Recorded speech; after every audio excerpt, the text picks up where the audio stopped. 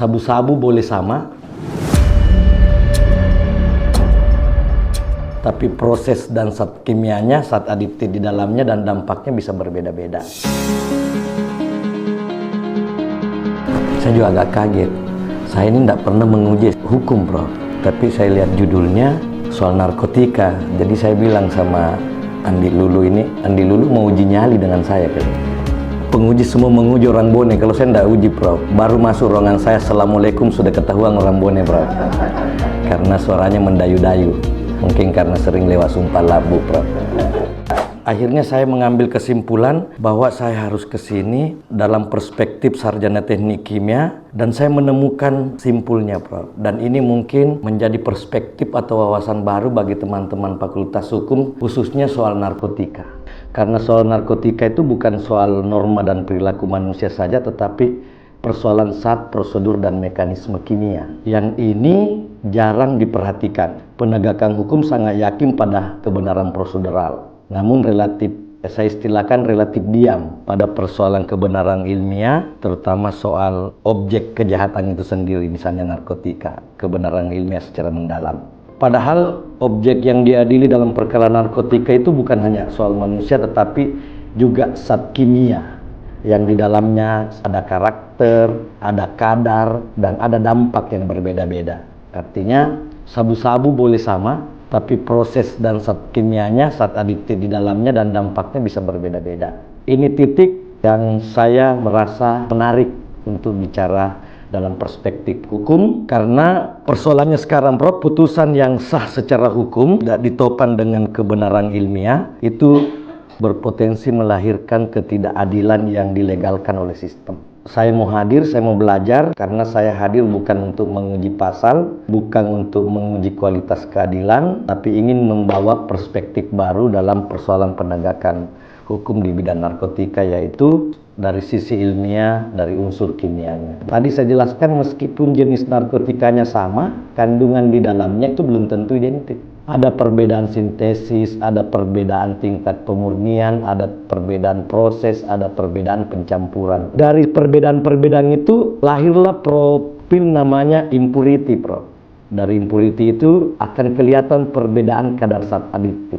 Nah, mestinya dalam perspektif keilmuan, berat bruto ini hanya menunjukkan berat benda, Prof. Selama ini kalau ada di hukum, si A menyalahgunakan sekian gram, sekian kilo, dan sebagainya. Tanpa lebih dalam lagi secara ilmiah. Berapa berat benda tersebut tidak mencerminkan dampak farmakologisnya, Prof.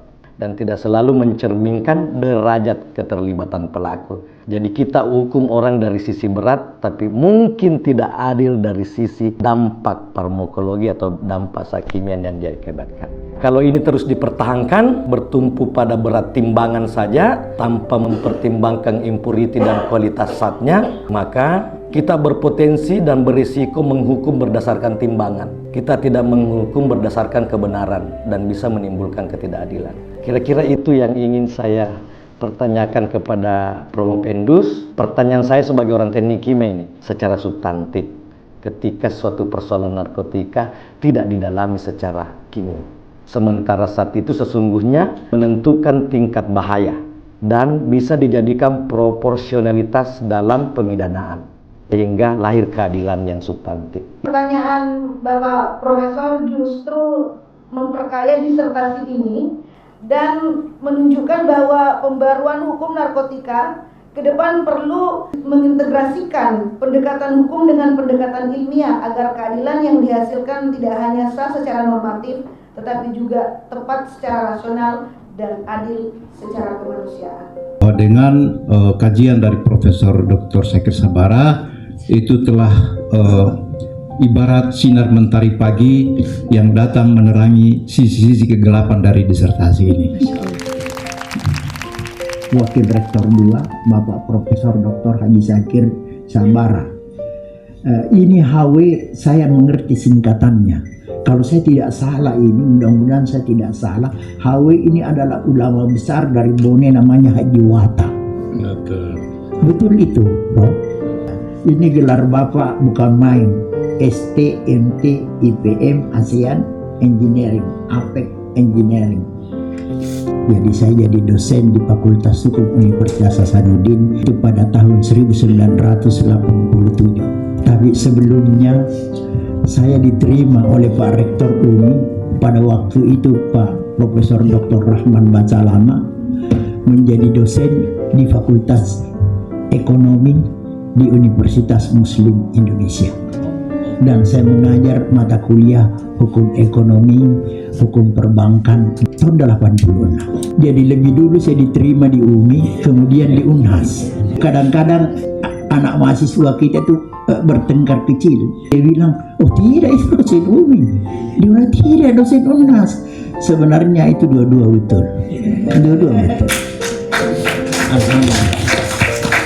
Dan saya itu sampaikan kepada teman-teman UMI, kenapa saya tidak pernah melepaskan diri dari Universitas Muslim Indonesia, karena di UMI ini ada hal yang kita dapatkan, mungkin kita tidak dapatkan pada perguruan tinggi lain, yaitu tentang pengabdian sebagai hamba Allah terhadap Allah Subhanahu wa Ta'ala.